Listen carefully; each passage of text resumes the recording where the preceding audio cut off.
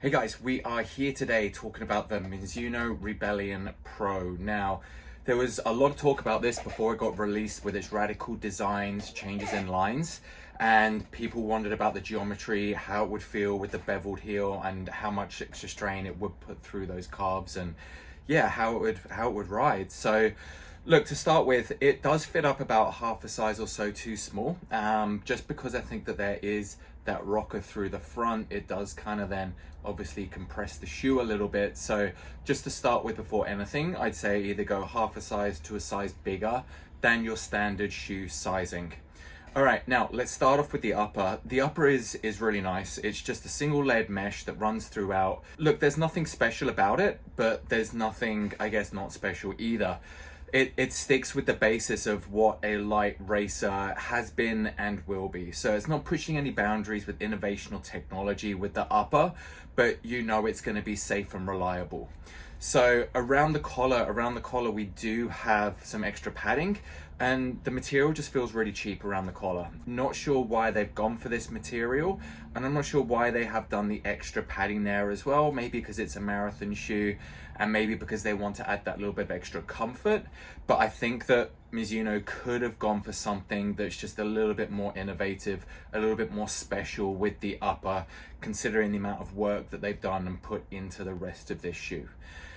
That said, the tongue itself actually has a double hole through the front. Look, it doesn't have gussets to keep it down, but the double hole at the front does actually help work when you do slide your foot in. It does keep it in place and it's not too bad. So yeah, look, I mean, I would have preferred having a gusseted side down just for an extra bit of midfoot support and stability as well. If they could have embedded that in, I think that would have gone down really well. And then just cut off an extra bit of weight just with the outsides, with the cushioning through the collar and through the borders, and then put some sort of other premium material in there. Because yeah, look, it does, and you can kind of see that, it does look and kind of feel a little bit on the cheap side. But anyway, the rest of the shoe, and look, I was really surprised about how good this shoe felt when it was on.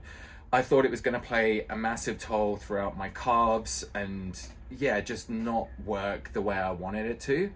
But it actually did, and this for me is probably the biggest surprise shoe of the year for how much I do like it.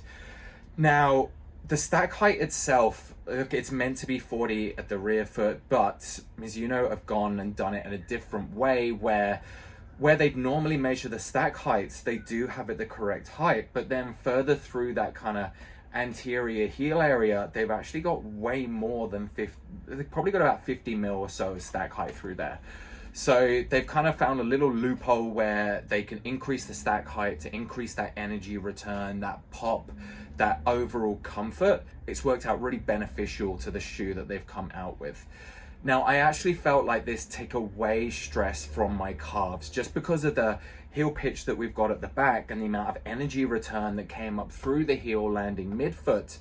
I actually found that it reduced strain on my calves in comparison to a lot of other super shoes. So a lot of other super shoes, they felt really thick through the front, and the back and the rear felt a lot softer, which also felt like when you were standing on it, it kind of felt like it had a bit of a negative pitch to it. But this one doesn't. This one actually feels like it does have a positive pitch. Now, through the back of the heel, it is extremely bouncy. An Alpha Fly is probably the closest shoe that I can relate this to in terms of through the heel and the pop. That said, this does feel a lot softer than the Alpha Fly at the back, and you can tell there is that extra stack height. Through the front feels a lot firmer. When you come off of the back, it does roll you off the front. That's not to say that the front is firm. Obviously, we've got plenty of soft foam through it, but it's not got that same pop or that sort of same cushioned feeling as a lot of the other super shoes do. So it's almost like Mizuno have gone out and done something different, which obviously they have. They create a lot more bounce through the heel to propel forwards rather than trying to create a lot of pop off the forefoot to propel forwards. So they've just gone about it a little bit of a different way. Now, the sole itself, we do have this big cutout through the middle, and look, this shoe is not going to work for overpronators. It really is unstable through the back. When you do run, you can feel this inside compressing and collapsing, and I hope that they sort that out for the next version. They have tried to make it so the inside is a little bit higher in comparison to the outside, just to create an extra bit of medial stability, but because it's so soft, it doesn't really work, and because it's so thin, it just maneuvers to wherever your pressure is put. So look, for me, running in this shoe, I like to have a bit of a medial wedge just put in the insole just to enable an extra bit of stability medially. And I find that really helps. And I've done that with a few of my other super shoes as well. If I found that I do pronate a little bit too much, I'll just stick a medial wedge that's angled about 4 to 5 degrees downwards to keep my foot at a more parallel plane line. So that's the big letdown, I think, with this shoe through the back. Now, the midfoot and the rest of the shoe is completely solid. They've gone for a carbon infused plate running through this, and I'm not entirely sure why. It's almost like they cheaped out on going carbon. And look, I get that this is a slightly lower price point of a lot of the other ones at around about $330, where we're now pushing $370 to $400 for the top of the range models.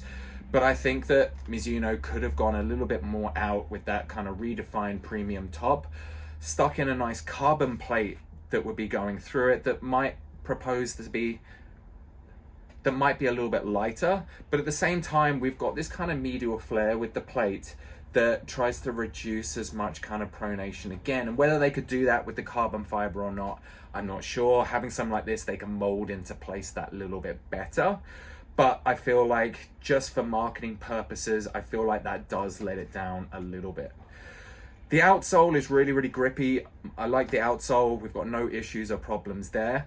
They've got a slight fabric underneath the outsole, and I'm not really sure why they have that, just for aesthetics maybe, but it doesn't provide much apart from it probably picks up a bit of extra moisture. Now, running in the shoe was great. Yeah, apart from the fact that it does roll in, this is probably one of my shoes of the year, quite honestly. It's such a surprise, it's such a different ride, but for midfoot strikers or even forefoot strikers, just where they end up with a little bit of heel contact, there's so much propulsion back up that I think that Mizuno have gone out, done something completely different, but it really works. So I'm really happy with what they've done here, and this will definitely go into my shoe rotation. They do have the black and white upper as well on the rest of the shoe. I think it's a kamikaze version that they have, and I love that colorway. I'm not so keen on this colorway, and I hope that they do bring out something that's a little bit better. I do tend to like bright colors, but I just find the rainbow is just a little bit maybe childish.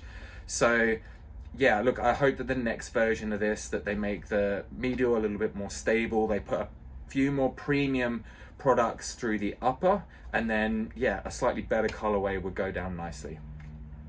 All right, guys, I'd like to thank the running shop in Burley Heads for supplying us these shoes today. If you have any running shoe needs or questions, feel free to shoot in and ask them. Huge range of stock, huge premium shoes, all of the best carbon racers. Thanks a lot. I'll see you guys soon.